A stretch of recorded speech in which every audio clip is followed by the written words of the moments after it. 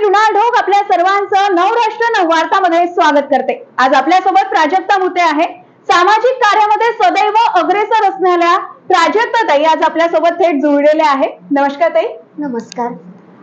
आपली जे प्रेरणास्थान आहे, आपण नेहमी सामाजिक कार्यामध्ये असतात, ते कोण आहे काय सांगाल? सर्वप्रथम तर सगळ्यांना माझा नमस्कार। आपली स्त्री शिक्षणाच्या प्रणेता सावित्रीबाई फुले ह्या तर माझ्या प्रेरणास्रोत आहेच, परंतु महाराष्ट्रामध्ये असा असंख्य स्त्रिया येऊन गेल्या, त्यामध्ये सगळ्यांचं नाव घेईल। वर्धा जिल्ह्याचं भूषण सिंधुताई सपकाळ या माझा प्रेरणास्रोत आहे आणि त्यांनाच कुठेतरी बघून मला असं वाटलं की आपण सुद्धा या समाजसेवेमध्ये उतरावं आणि मुलांसाठी, छोट्या मुलांसाठी, अनाथ आणि भटक्या मुलांसाठी आपण काम करायला पाहिजे। ज्या भटक्या जमाती आहे त्यांच्यासाठी आपण शिक्षणाचं जे काम करत आहे, त्यामधला कठीण अनुभव म्हणजे कोणता?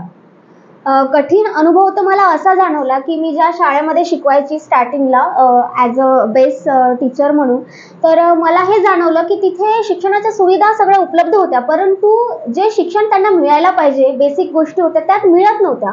प्रसंग एक असा होता आणि तो मजेशीर पण मला वाटेल की त्यामध्ये एक मुलगी होती जे 3 वाजता आली। मी तिला विचारलं की तू 3 वाजता का आली? तर ती मला बोलली की मॅडम आता हा खिचडीचा टायमिंग झालेला आहे। मी तिला म्हटलं की तुला खिचडी खायला बरं सुचलं, पण शिक्षणासाठी किंवा तुला क्लास करायला तू आली नाहीये किंवा शाळेत आली नाही, तर तुला शाळेचं महत्त्व नाही। तर ती बोलली मॅडम की नाही, आज तो जुम्मे का दिन था, हमारे इधर ऐसे ही चलता है। त्या शाळेचं नाव मी घेणार नाही, परंतु त्या विद्यार्थ्यांमध्ये मला असमता कुठेतरी जाणवली आणि मग ती मला बोलायला लागली की मॅडम आज तू लय आयटम दिसायलीस। तर हा शब्द माझ्यासाठी खूप मनाला बिंबवणारा होता। म्हणजे तिला माझी स्तुती करायची होती हे नक्की होतं, परंतु तिला स्तुती कोणत्या शब्दात करायचं हे तिला माहीत नव्हतं। कुठेतरी ते तिला एज्युकेशन मिळालेलं नव्हतं, कुठेतरी तो शिक्षणाचा बेस नव्हता आणि अतिशय भटक्या जमातीतले ते मुलं होते आणि ते त्यांचं खाणं, खर्रा खाणं, एक मुलगी असून खर्रा खात होती, तिला समजत नव्हतं काय असतं काय नाही। तर यामुळे मला जास्त प्रेरणा मिळाली।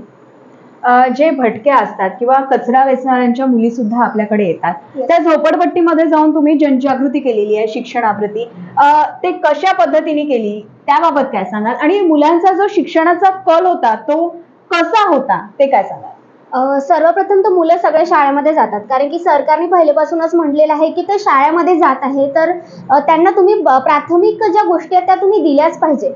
पण त्यांना शिक्षणाबद्दल त्यांच्या पॅरेंट्समध्ये जनजागृती करणं हे तितकंच महत्त्वाचं होतं, कारण की प्रत्येक पॅरेंट्सला असं वाटत असतं की नाही मुलं आहे तर ठीक आहे 10वी पर्यंत शिकले पाहिजे।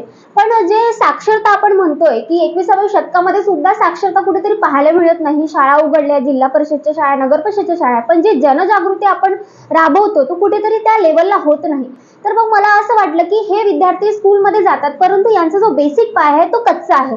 मुलं 5वी पर्यंत स्कूलमध्ये जातात, परंतु त्यांना अ येत नाही, टेबल्स येत नाही, पाढे येत नाही, कसं बोलायचं, कसं चालायचं, ह्या सगळ्या गोष्टी कुठेतरी त्यांना त्या कळत नव्हत्या। मी त्यांच्या पॅरेंट्सला समजवलं की तुम्ही जर तुमच्याच मागे विद्यार्थ्यांना घेऊन जाल, त्यांना जर तुम्ही रोज मजुरी करायला प्रवृत्त कराल, तर ते तुमच्यासारखेच करतील। ही जी कल्पना आहे की जे भटक्या जाती आहे त्यांना शिक्षणाच्या प्रवाहात आणणे, ही कल्पना कधी आली याबाबत दर्शकांना काय सांगाल? याची सुरुवात 2014च्या एंडिंगला झाली आणि तेव्हा मी नुकतीच छोटासा जॉब करत होती। त्यामध्ये मला जाणवलं की आपण शिकलेलो आहोत, तर या मुलांमध्ये काहीतरी जनजागृती आपण केलीच पाहिजे।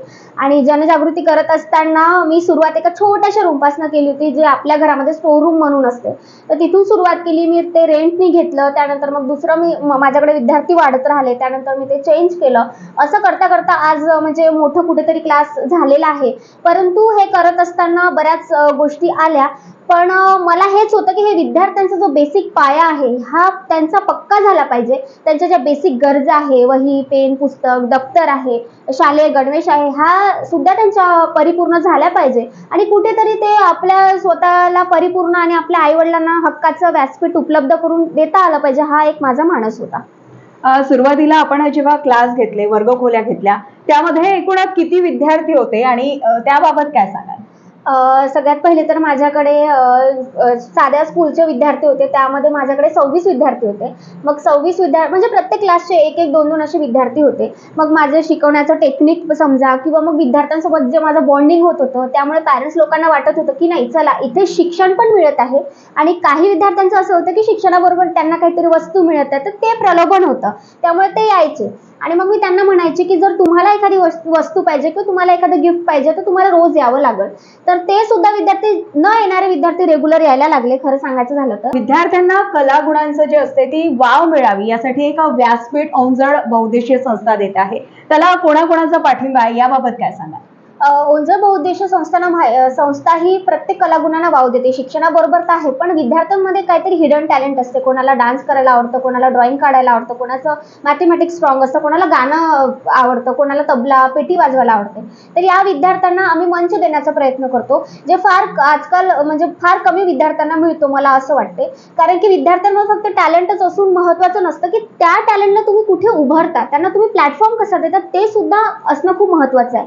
तर या सगळ्या ज्या गोष्टी आम्ही प्रोव्हाइड करतो, तर मी एक सोशल मीडियाला मेसेज टाकते किंवा मग आमच्या ऑफिशियल साईट्स आहे, गुगलला साईट आहे, यूट्यूबला, फेसबुकला आहे, त्या माध्यमातून लोकांना मी प्रवृत्त करते की तुम्ही सुद्धा गरजू होतकरू विद्यार्थ्यांना किंवा मुला-मुलींना मदत करा. तर वर्धेतली बरेच असंख्य सामाजिक सेवाभावी संस्था आहेत ज्या आपल्या संस्थेशी जुळलेल्या आहेत, त्या आपल्याला मदत करत असतात प्रत्येक क्षणाक्षणीला.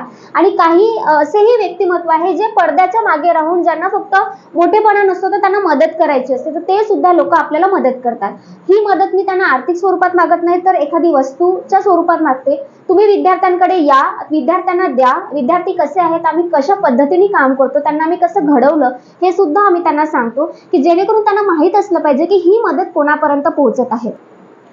या अशा सामाजिक आणि भटक्या जमातीसाठी आपण शिक्षणाची एक चळवळ हाती घेतलेली आहे. याला नवराष्ट्रकडून आपल्याला खूप खूप शुभेच्छा.